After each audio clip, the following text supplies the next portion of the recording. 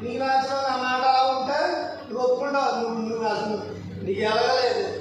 యెహోవా వాదించడం నీకు నాశనం అవుతుందని అక్కడ రాసేది.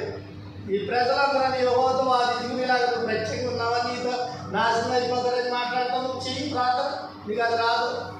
ఎవరికది ఎవరికి అనుకున్నావు? ఏదైనా ఉన్నావు వాడికి. ఈ సంఘంలో కానీ ఎక్కడైనా యెహోవా వారిని నాశనం అయిపోతారని ఎవరు వెళ్ళాడు? ఎక్కడైనా ఉందా? మనుషులందరూ అందరూ బాధలంట.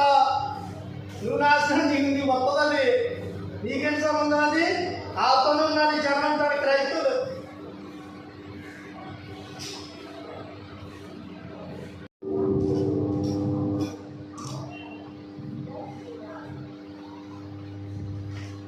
అధ్యాయం 9వ వచనం. మొదటి స్వామి గ్రంథం 2వ అధ్యాయం 9.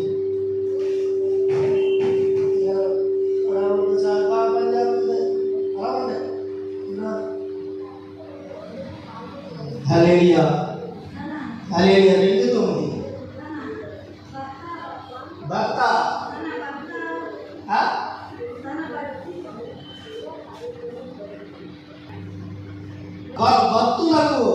తన భక్తులకు పాదాలు తొట్టెళ్ళకుండా ఆయన వారిని చూడండి, భక్తుల్ని పాదాలు తొట్టెళ్ళకుండా సైన్యసులు ఆయన వారి పాదాలను కాపాడును. హల్లెలూయా. పాదాలు ఇది ధైర్యం. ఎదిగిన ఒక సేవకుడికి పచ్చండి దేవుడికి బతికిది ఏమి లేకపోలేదు. స్తోత్రం నీకు స్తోత్రం అయ్యా. పరిశుద్ధాత్మ దేవుడు నీకు స్తోత్రములు. ఈ మాటలన్నీ మన హృదయంలో అంతరంగంలో పెట్టి జీవించే బాధ్యత దయచేయదు. ఈ మాటలు మమ్మల్ని రక్షిస్తాయి. కాపాడు సహాయం చేయమని నజరేయుడైన యేసుక్రీస్తు నామములో వేడుకుంటున్నాం తండ్రి. ఆమేన్ ఆమేన్.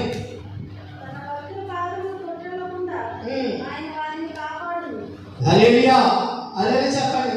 నువ్వు భద్రాలను నువ్వు నిజంగా నీకు వాక్యం మర్మము కానీ మర్మాలు ఆ మారు మనసు ఆ రక్షణ వస్త్రం వాక్యమైన వాక్యమైన ఉతక స్థానం వాక్యమైన వాక్యంతో నీకు అర్థమైతే మర్మం నీకు అర్థమైతే నా పాదాలు నీ పాదాలు అనుకుంటావు. ఇలాగా అలా ఉంది. నువ్వు అలా ఉన్నప్పుడు నీకు శత్రువులుగా ఉంటావు. లోకం ఇది పగబెట్టాడు చేస్తారు. రాబోతే నీ అన్ని నీకు మామూలుగానే ఉంటారు. ఇక్కడ తన భక్తుల పాదాలు ఏం చేయడు? తొట్టిల్లకుండా ఆయనే కాపాడును. హల్లెలూయా హల్లెలూయా. చూడండి, పాదాలు ఏం చేస్తాడు? తన భక్తుల పాదాలు అందరినే కాదు, తన భక్తుల పాదాలు ఏం చేస్తాడు? కాపాడుగా తొట్టిల్లకుండా కాపాడుతూ ఉంటాడు. ఇది ఇంతకాలం కదా మొదలెట్టేప్పుడు పడిగా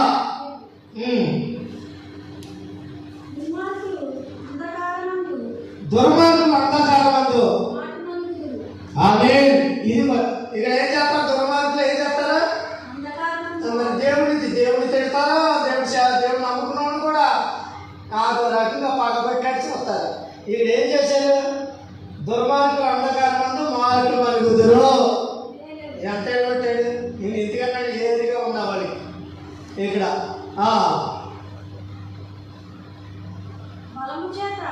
బలము చేత సరే బలం చేత ఎవడను మీ మనసులో చర్చికి వెళ్ళి బలం ఉపయోగించిన ఇది తెలిసిపోతుంది. బలంతో మందిరాలకు వచ్చినట్టు బలమే ఆధారం చేసుకుని వస్తాయి. దేవుడు ఆత్మని ఆధారం చేసుకుంటున్నా తన బలమని ఆధారం. ఇక్కడ ఏమనుంది? బలం చేత ఎవడో జయము నొందలేయడం ఉంది. బలం చేత ఏం పొందలేం? జయము. ఎక్కడ ఈ లోపల జయం ఉండదు, ఏముండదు. ఒక దేవుడు వాక్యమే నీకు జయం ఇస్తుంది. హల్లెలూయా. జయించడానికే